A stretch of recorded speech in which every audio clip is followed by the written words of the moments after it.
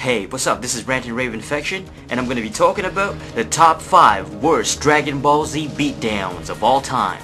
Now, what are beatdowns, you might say? Well, they are actually one-sided battles where it's not a fair fight. It's not an even, balanced fight. You know, one side is much stronger than the opponent. So one side gets to totally destroy and ridicule and beat up, you know, the opponent. So it's not a fair fight. It's an unfair, unbalanced fight. Okay, my number 5 choice is Gohan against the androids. Now you guys remember in the future reality alternate universe of Trunks from the future, Mirai Gohan, which is future Gohan, he ended up fighting this androids who are basically destroying the world. You got android number 17 and 18, and they were so powerful that even Gohan himself in a Super Saiyan form was not strong enough to defeat them. I mean, he was the only one who could actually fight them, you know, and last a battle and survive, but you can already tell that it's an unfair match because there's 2 of them, first of all, and they're really powerful combined, and Gohan has to fight both of them at the same time. Now, when the androids finally decided to quote-unquote end Gohan, they beat him up so bad, they destroyed him so bad that he ended up dying. You know, Trunks couldn't fight with Gohan because Gohan didn't want him to. He wasn't strong enough, and it was a very emotional moment when Trunks found out he saw Gohan's dead body, you know, in the middle of the destroyed city. So that's the number 5 worst beatdown. Number 4 worst beatdown in Dragon Ball Z is Nappa against the Z Fighters. Now y'all remember that big guy Nappa when he came to Earth with a little Vegeta, you know, short Vegeta.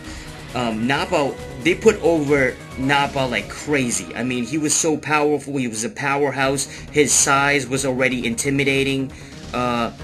You had Piccolo, Tien, Yamcha, Krillin, and Chaozu. And Gohan, they couldn't do anything against Nappa. I mean, even combined, they couldn't hurt him, you know. They had to use everything they had, and yet, you know, a lot of them ended up getting killed. Nappa was so dominant over the Z Fighters. He destroyed a couple of them. He actually killed Piccolo. He beat Gohan up so bad that Gohan was like traumatized like crazy. So Nappa was heavily put over, and the crazy part was he was a setup for Vegeta. Vegeta was actually more powerful than Nappa, so you know that's why Nappa fought first. So it sort of shows you how powerful Vegeta truly was, and that leads us to number 3, Vegeta versus Zarbon. Now this was the 3rd worst beatdown because you had a powerful warrior like Vegeta. We've seen him, you know, we've seen him fight Goku one-on-one, and he's a very dominant force. But to have him just get beaten up and get decimated by somebody like Zarbon. Now, Zarbon is one of Frieza's henchmen. Remember, they went to planet Namek in search of the Dragon Balls. And Zarbon was the guy who had green hair and green skin. He was a pretty boy, like handsome-looking character in his first form, but he could actually transform and turn into this like frog-like looking monster, you know, with an ugly face. In this form, he's much more powerful, and he used this form to just defeat Vegeta. I mean, Vegeta didn't stand a chance against Zarbon. It was really humbling to see that, you know, because Vegeta is so strong. You got Zarbon just totally, he was faster than Vegeta, he was stronger than him, his punches were hitting Vegeta, and Vegeta couldn't, like, really block them. And I remember distinctly, you know, Zarbon punching Vegeta in a sort of a finishing punch, and Vegeta falling in the water, you know, down below, and, you know, Vegeta was defeated. Of course, there was a rematch. Vegeta came back even stronger because, you know, his Saiyans get stronger after every fight, and eventually he did defeat Zarbon, and he got his revenge. But that initial beatdown was definitely the worst beatdown Vegeta has ever taken. Alright, 2nd worst beatdown that I've seen is the Saiyans, you know, the old Saiyans against the Z Fighters. Now, remember, before Nappa and Vegeta came to Earth, the Z fighters had to basically prepare for them because they were really strong. So in order to get an idea of how strong Nappa and Vegeta were, the Z fighters basically trained against a bunch of old Saiyans from the past. I think it was in Kami's Lookout. I'm not sure on that, I forget, but it was like a time chamber thing where they can go back in time into another world, I guess. I'm not even sure if they gave the names of these two older Saiyans. Holler at me if if you know the names of the Saiyans, but they actually were so powerful that Tien, Yamcha, Krillin, and Chaozu just couldn't deal with it, man. They struggled so hard, they were panicking, they had no idea how powerful these dudes were, and they got stomped, man. I think it was implied that they were killed in that alternate, like, in that world. But, you know, of course they didn't die. It was almost like living a sort of a dream, and you ended up getting killed in a dream, and then you wake up, you know, right before you get killed. So that's what happened to the Z fighters, and you know, at the end of it, they were panting and breathing hard, and they were like, oh my gosh, these guys are so strong.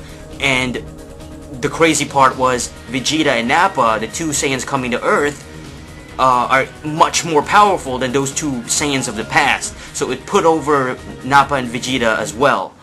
And the #1 worst beatdown in Dragon Ball Z history is Videl getting her ass handed to her by one of A.B.Z's henchmen.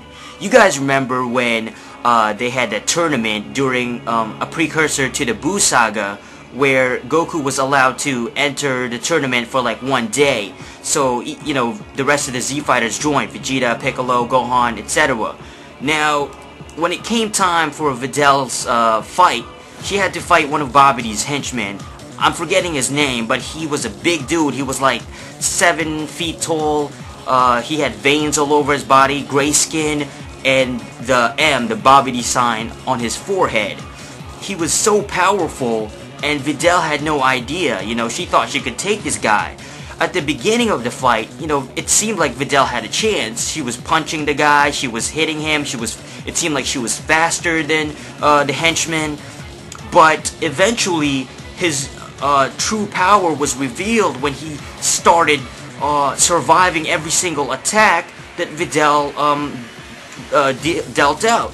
Now, you know, he ended up attacking Videl like crazy. I mean, the things he did to Videl was insane, because we basically saw a woman, you know, imagine a 5'4" girl, like a teenager, probably no more than 120 pounds, just getting beaten up by somebody like 8 feet tall, 7 feet tall, being pounded on the ground, you know, punched to the ground, being thrown to the ground, being kicked in the stomach, being punched in the face, an elbow to the back, and then, you know, he ended up using, I think, laser beams too, like fireballs. So this guy is really much more dominant than Videl.